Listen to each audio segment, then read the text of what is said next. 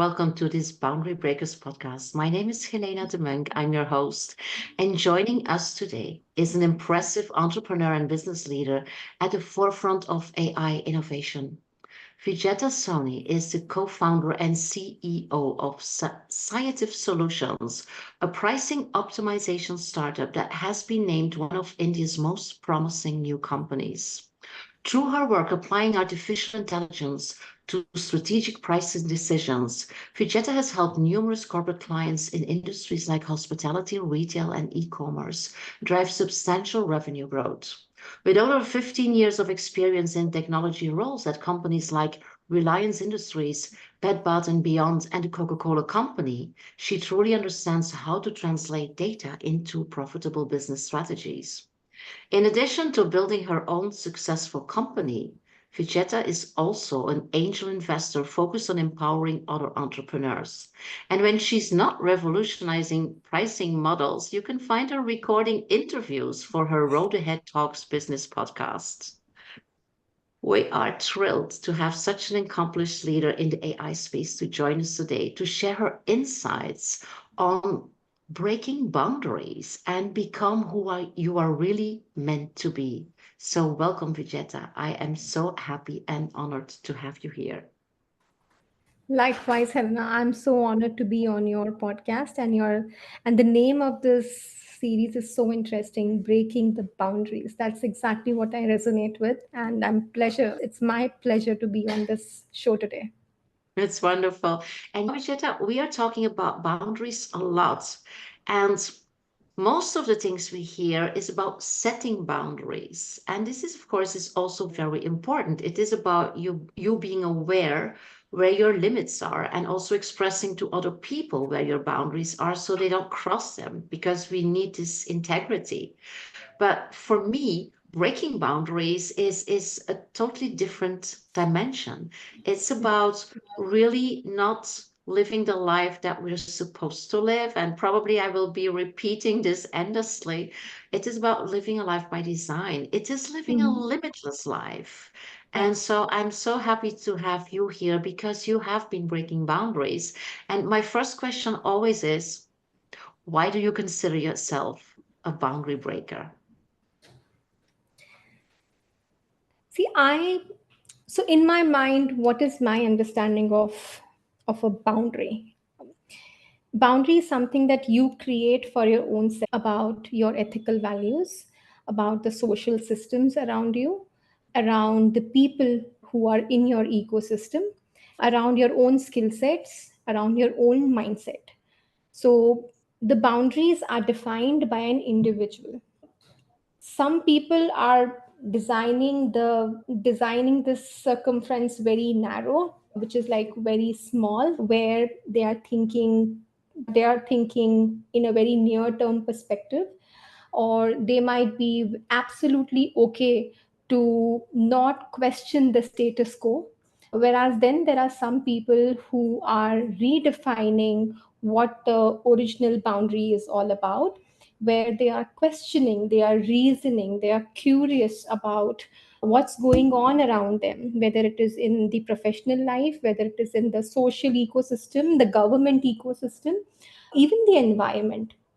So these are the people who start thinking beyond the existing boundaries and they are creating a new set of circumference around them.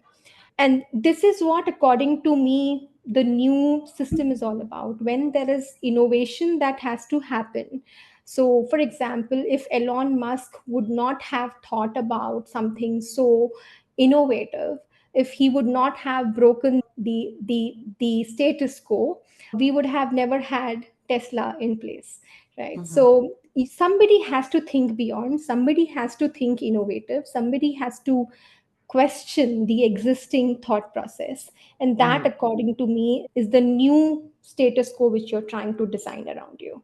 And this boundary is different for different people, different for different countries as well. So it is about how you are designing yourself inside an ecosystem. How are you thinking, and how are your ecosystem reacting to your thought process?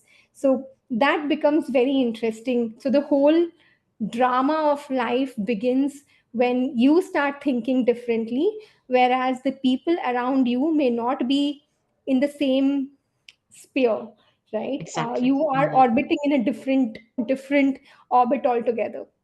So that is where the conflict between ecosystems happen and people happen, and which needs to be handled bravely, which needs to be handled more empathetically as well, and in a more sophisticated, reason driven manner. That is what Mm. my experience has always been when I speak about any limitation or any circumference or any boundary around me. Yeah, I love how you bring those two dimensions together. It is about our own boundaries, basically based on our internal work or internal vibrations, or where we are internally, also in terms of identity and self-concept. So what we put on ourselves. And some people would call this like limiting beliefs or the inner critic that is constantly hindering us to expand and to explore our Yeah. possibilities. And then there's, of course, all the boundaries that are put there with probably, hopefully, good intentions by government, institutions, schools, family systems. Is something cultural, like you say, it's different in every country. It's cultural, it's historical, things like that. So we are actually working at these different levels, which makes it interesting and complex and absolutely not impossible, of course. And the show is called Boundary Breakers, which is like a little bit like activist thing. And I'm very much aware that we don't always have to break those boundaries. We can just also just leave them where they are and not take them into Mhm. consideration. And then they, Mm. because there's a lot of things that are only judgmental and validation like that we can just push aside with not take it into consideration. What is your opinion about that? That we don't have to break them necessarily, that we just can leave them where they are, these boundaries that have been put there by the system. Absolutely. Like I always remember, my mom says that not every fight is worth the fight, right? So it's very important. Something which is there as a tradition, which makes other person feel happy and which is not damaging anyone, that boundary can continue to stay. But if a boundary starts impacting people around you, it starts impacting you yourself, then it needs to be rebuilt, or maybe it needs to be rethought of. You need a lot of support from the system, which means you have to generate that support. But it is very important to really be cognizant and be pragmatic of the fact that what fight or what boundary you want to continue with, because it's not Mm. harming anyone, and what boundary has to be recreated, and does that new one actually start helping people others. So if you are thinking from that direction, I would really say that the narrative of leaving things aside which are not very critical for you or for the ecosystem, that's absolutely fine to just let it stay there. Because for example, in India there are certain traditions which have been going on for decades now. um, Logically thinking, they might not be adding any value, but they have sentiments attached to it. It's absolutely okay to keep them because it's not hurting anyone. If they are removed, it may hurt someone, right? And but it's not hurting you, so it's absolutely okay to keep it in the same way. However, if there are certain traditions, certain thought processes which are limiting a gender or a person behind, or having any discrimination done, then it's a time to think differently and possibly expand the boundary. Absolutely. I think it is important to reflect on this, and I see very few people doing that. We just take a lot of things for granted. It's like it has always been like that. And that is something that is so amazing, even if it is dysfunctional, even if it makes people, if it limits people in their development, in their growth. I see so many people just in the rat race doing the things in the morning, from morning till evening, doing the same things in the week and then in the weekend. Because there's also things, sometimes I say, why do you live the way you live? Sometimes they Mm-hmm. ask me that because I live in the south of Spain. I have a little farm here. I have chickens. I have Wow. a vegetable garden. I have fruit trees. I produce my olive oil. I produce my juices. I bake my own bread. And they say, how are you doing all this? Because you're also very active Mm-hmm. professionally. You work a lot. And sometimes they say, actually, I don't feel this as work. I Mm-hmm. am doing the things I want to do. And I can completely mix whatever I'm doing because I choose to. Because I see a lot of people, this is what I guess it might be similar in India. We study very hard. We go to high school and college and university. We study very hard. And then we have our degrees. And then we start working very hard. And if we're lucky, we have a weekend and we have some holidays and we work very hard. And when we are women, we have this issue of building a family because you cannot work very hard and also be a good mother. So there we go. Yes, there's a source of a lot of stress, confusions, unhappiness. And then we work very hard until we are 60, 65, and then we retire. And then there's nothing. And I said, what kind of a system is that? In Europe, we have this retirement system. It changes every time. But when you're like 67, you stop working. You don't add Mm. value anymore. And I say, why? Why? Because this is a system. But why is this system there? Because what is the validity of this system? Because I believe, especially if we look at how people grow older, at 65 or 67, you can still add a lot of value. So why True. would you work like crazy for 40 years and then not work anymore? For me, that doesn't make sense. I see some shifts there, but still I see so many people in this, I call it a rat race. Well, I think, why can't we live in flow and change intensity of certain activities in our life because we have so Mm. many roles? Change certain Absolutely. intensity and focus more on motherhood or parenthood, and then focus more on our own development, personal growth, or travel, and focus on work. But we are in this system and in these boundaries. And it's obvious you have not done that either because you started your entrepreneurial journey. And on the side, you also do other things like your investment journey and your podcasting and other fun things.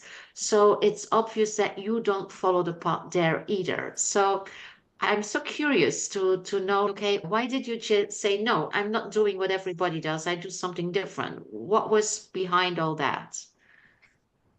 See, one thing I would say that, see, I completely agree with you that why should there be this general age of 65 or 67 that you have to retire? Why is somebody forced to retire? Similarly, the question can be why is somebody forced to work if he or she doesn't want to work after 50? Some Mhm, people might exactly. take an early retirement. That is Hmm. completely up to them. It's about how they want to lead their life, how they want to lead their old age. And every person should have the freedom to decide in what phase of life they want to go at what point of time. Exactly. So this is something which has been there in the Indian scriptures for a very long time. It's like for hundreds and hundreds of years that a human goes through different phases. You're a child, right? Then you become a teenager where you get these responsibilities, where you are a learner, right? And then you become a bread earner. Then you're supporting your family, you're building a family, you're supporting your people around you. Then you start supporting your ecosystem around you. So you're initially your thought process is only driven towards your own family, but then you start thinking for people around you. And then you start getting towards your retirement where you start feeling, hey, you know what, I have done a lot in my life. There is something that I need to focus on myself as well. You start going towards spirituality, right? Mm, And you start thinking in that direction. But there has to be no boundary in terms of which stage should come when. I have seen so many children, they mature so fast given the circumstances around them. And mm. some kids are like prodigies. I would hate to typecast them and call them as a child anymore, because these people are thinking very differently. They are like very intelligent. They are entrepreneurs. I have seen entrepreneurs who are like in their early 15s and 16s, Oh, right? yeah. So Mm, they are having their own business, they have a lot of curiosity. But my thought process is the person should be mature enough to transition from one stage to the other. And yeah. the person should Mm, be given the freedom to choose when he or she wants to do that. And that freedom has to be in that area where the ecosystem around them is making them feel comfortable, that hey, you know what, no pressure from our side, you decide when you want to do it. So whether it is a male or a female or a child, in any way the person should get that freedom of choice where they want to transition from one phase to the other, right? So some people may stay in that phase for a longer time.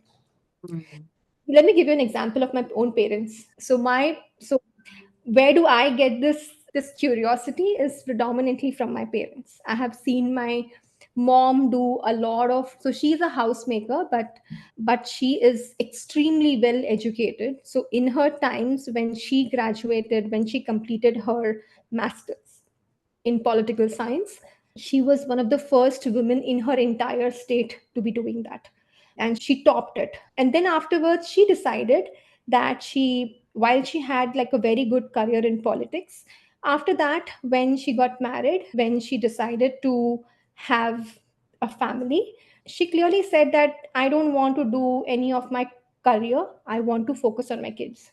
She was the one who took that decision. And then when we grew up, and she gave us an amazing uh, grooming, right? I really feel blessed that the curiosity of being an entrepreneur, giving me financial acumen, was all through my mom. How to save money, how to make money from money, putting me into. So I remember as a kid, she gave me a lot of projects. For example, there are these finger foods which we have in India. It's called chaat. We used to have these fun fairs where there were a lot of public coming in and a lot of food. She made me work there and mm, have my own kiosk where I will be selling these finger foods and juices, and where she will teach me that how much of investment we are doing, how much of money have we invested in it, what is our mm. cost price. We will go and shop for the ingredients, we will do all the numbers, and then after that we will also put a price on how much do we want to sell this product at. So we used to That's do all that amazing. research Yeah. and then make money, and then see that, and then make us learn that, see, it is, while it is easy to make money, you need to have your brains in the right place, right? You need to be entrepreneurial, you need to be thinking, you need to be curious about things. So that is what came from my mom. My parents were all about that. And when my father, he retired, so he had this amazing journey as part of, he was at a very senior level in the government of India. And when he retired, he asked us, what's trending these days? And we said, YouTube is trending. So he said, let's become a YouTuber. So Really. so Yeah. my parents, they became YouTubers, and I they love are that. having like millions of subscribers right now, and they are doing pretty well. It's just Yeah, that, I can only imagine if you say millions of subscribers. yes, That's more than pretty well, I guess. they have Yeah. millions of subscribers, they are loved by people around. One thing that is very important to note over here is the curiosity part, where you have to be very curious about what's going on, how do I get involved, how do I work around it. So you're always thinking, you're always trying to do certain things. Not every time you will be a winner, but yes, there will be some experiments where you will, it's going to work out very well. But it's just about trying and giving that experiment one opportunity, right? So that is Mhm. something that you have to build. And Yeah. the reason why I really feel that I have little bit of what my parents do is because of my parents, because they are absolutely curious. They always give that freedom, do whatever you want to do, but make sure that you're always doing certain things, never get stagnated in what you are. So Yeah. that curiosity, that upbringing is very important. And Mm. I feel if every household gives that level of love, care, and opportunities, I'm pretty sure we'll have many more women entrepreneurs around the world. Yeah, absolutely. So this is an amazing story, Vijeta. You know why? Because it is so obvious that your parents were role models. and that they taught you very important things very early in life, not from talking, but from experiencing, from really being able to do that and to do this together with them, to be supported. And I would like to add some levels there because some people listening in here will probably say, lucky you, Vijeta, because I don't have that type of parents. And I Mm. understand because not everybody is lucky enough to have parents that are supporting and stimulating, and not by bad intentions, but just because it's not where they are. But it is so important then to look for other role models. We can Mm. all look for role models. So my advice would be if you were not stimulated in your youth, and if you need that stimulation also right now in order to open up and to see other opportunities and perspectives, look for some role models. And Vijeta can be a role model. We bring basically role models here on the Boundary Breakers Collective talk show, women that have done it and that have been successful and that has struggled also. It's not like everything is nice and beautiful. Life throws curveballs at everybody, at anybody. There's no selection there.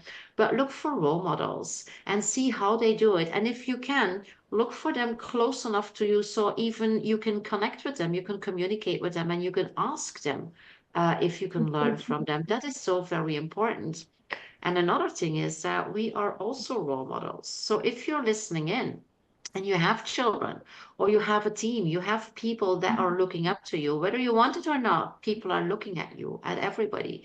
So be aware of that and also show the way to some people. Bring your gifts and your strengths in something that is visible or that is actionable, that is experimentable, and take people, young people, the young generation into that story with you. Because as you can hear from what Vijeta is telling here, what you are telling is it's still with you. This is like one thing that happened many years ago. And still, I hear you talk about that, very associated in that moment. So these are Mm. such important moments that we can also seek to experience and much more even seek to bring to others to experience. So thank you so much for sharing that. That's wonderful. Yeah. Yeah. And so So when I look at you as the investor, as the business angel, how does that relate to that? How does that relate to helping other people to break boundaries and to actualize and manifest their dreams? see, one of the biggest, so there are ideas and opportunities everywhere. And there are many people who are looking at those ideas. They are curious enough to find those ideas. And one place where they actually start breaking is the funding. So if there are, so while I'm only an angel investor, there are many big ones in the world, right? But what I feel is that even with a very little amount, if there are some ideas which can help solve some social issues, some business issues, that seed money can be revolutionary. So Mm, it can actually make an idea come to fruition just because that idea needed that initial nourishment. So that is what the seed for me is all about. So when I'm talking about the investment, the only intent is to make sure that those ideas which are there where somebody is very passionate. So I look at people who are very driven, right? Somebody who really feels that what they are trying to create is different, what they are trying to create is revolutionary in terms of solving an existing issue. I love to invest in those people, at least mm, given that opportunity, because out of 10, even if one of them does really well, automatically what happens is that there is, just because of your investment, you were able to actually solve one big problem. Because I have my limitations, I will only be able to focus on my own business or my own areas. But if there is, with little seed investment, if there is somebody who can actually create something which is revolutionary, you will know that your money is put to the right use. That is the only intent of investing in the right people, investing in the right ideas. And that was the whole thought of getting involved in the system and going and thinking beyond your own self as well. That was one of the areas which I thought that it can actually break the boundary which I have set within myself. I need to break that further because there are other innovators as well. How can we help them out?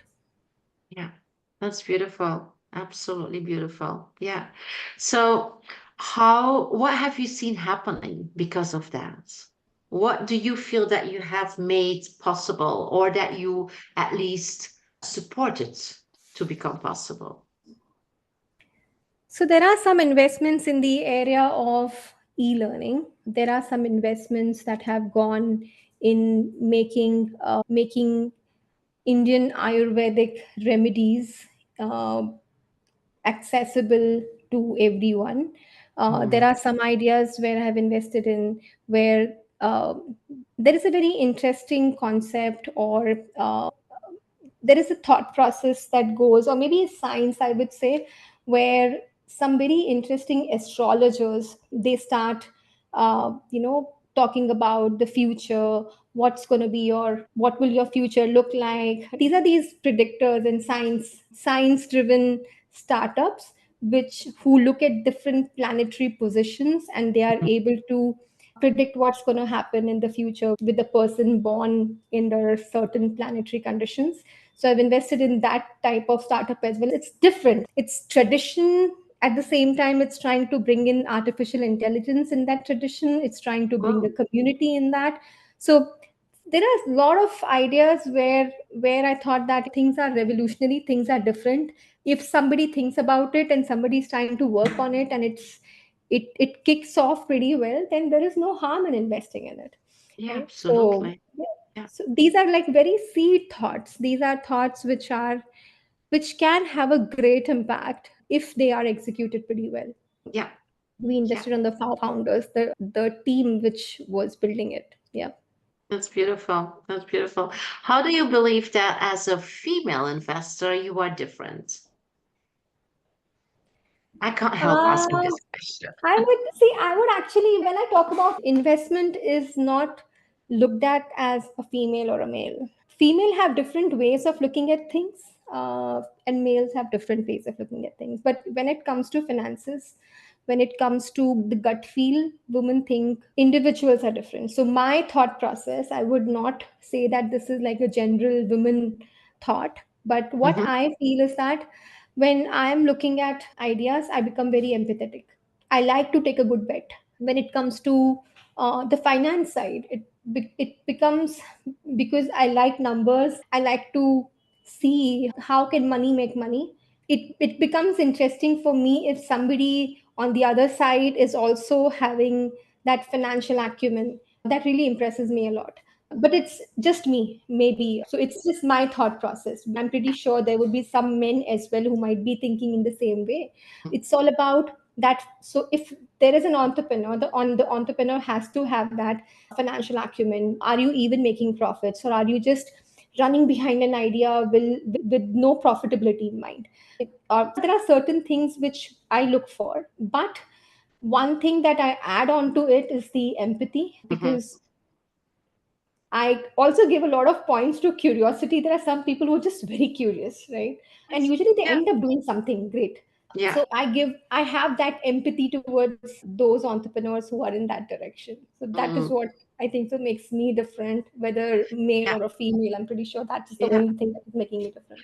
Absolutely. And I didn't want to make it like a gender thing. I was more looking for like the qualities that are labeled as more masculine and more feminine. And of course, if your investor needs to be a financial acumen and a return on investment, but sometimes it's also about why you choose certain businesses. And I heard you say very clearly if they are adding to create like a better world and Mm-hmm. better decision making processes. That's something that I really like. So kudos for you to keep that and the empathy into the equation also, which is very important in And order Helena, I to. would like to actually pick on you. Started to speak about a very interesting point, which I really liked, was challenges. Right. So while things, many a times when we are on social media, right, and this is something which I talk to my teenage son as well. When we are on social media, we might be looking at people, we might be looking at their profiles, we might be looking into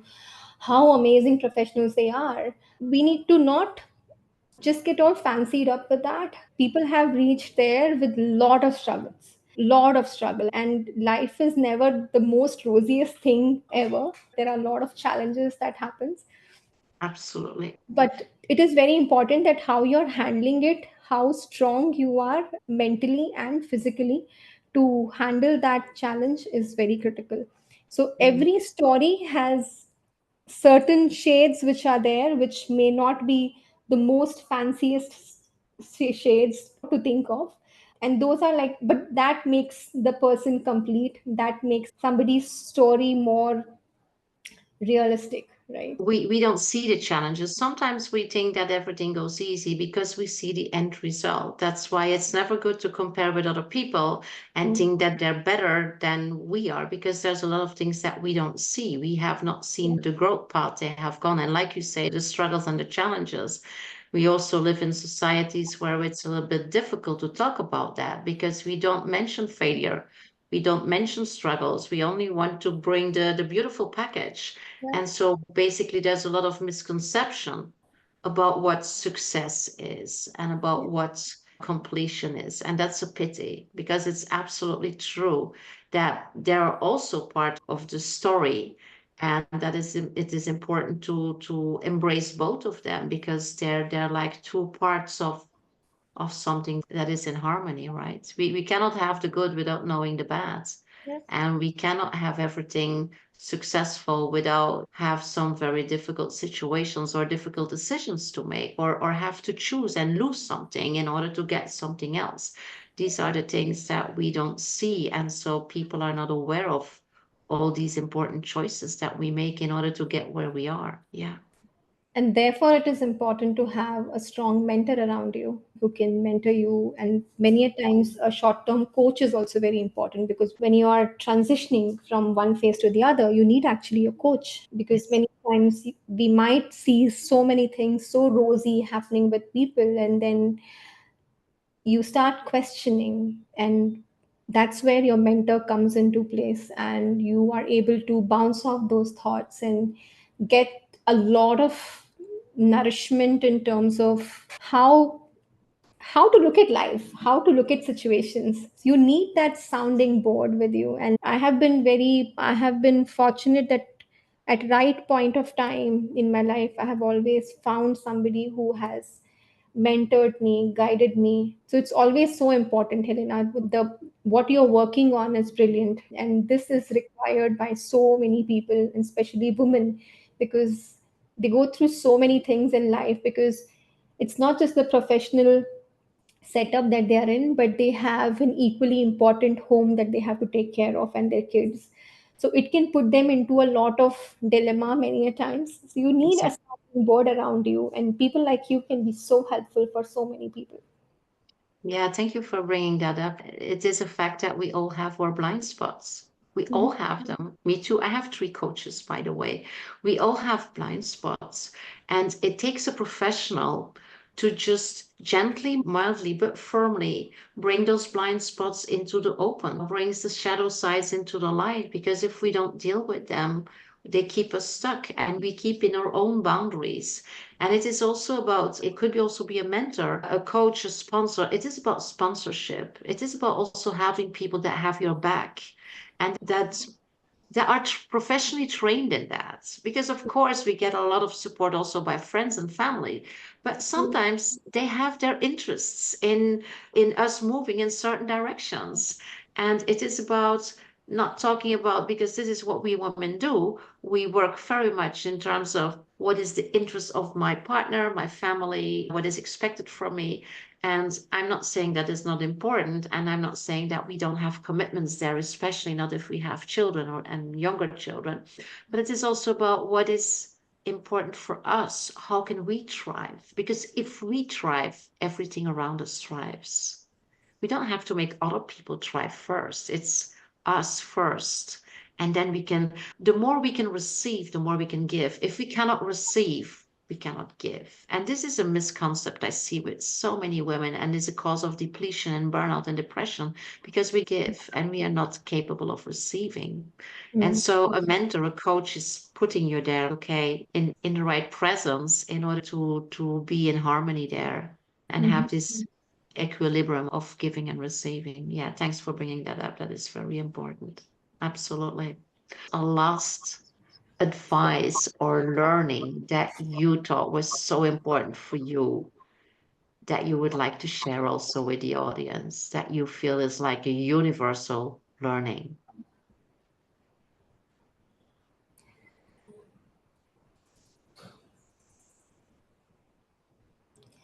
So what's so that one advice that I would have for anyone is mental health. As we have been speaking about challenges, we speak about, and that happens to everyone, whether it is a woman or a man in the professional setup or being an entrepreneur. There are a lot of setbacks, a lot of challenges that does come into play. But it's also very important that how mentally stable are you? How pragmatically do you look at situations is very important. So what has worked out perfectly fine every time for me is that mental stability. Sometimes you are in a situation, you have to move back and you have to look at things in a different way and then return back to that situation again and then try to solve it.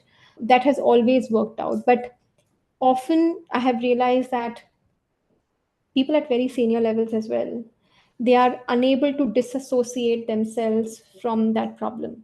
They always continue to stick around that problem and they're not able to look at it from that bird's eye view.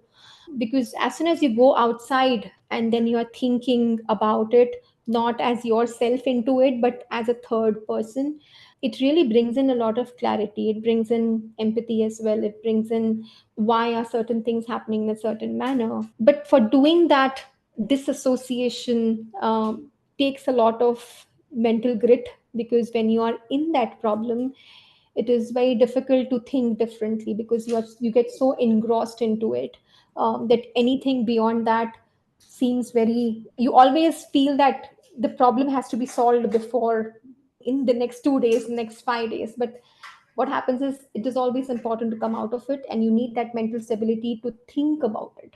So that has always worked out very well. I have always seen that different people run in different races of life, but your race is different. You are working towards, your journey will be different altogether.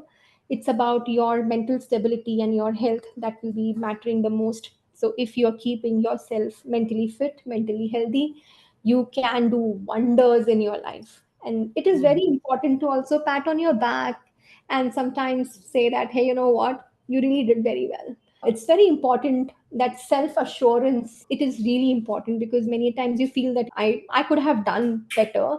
Yes, no one is a perfectionist, but you need to have that mental stability to say that, hey, you know what, I did better, this was the best that I could do.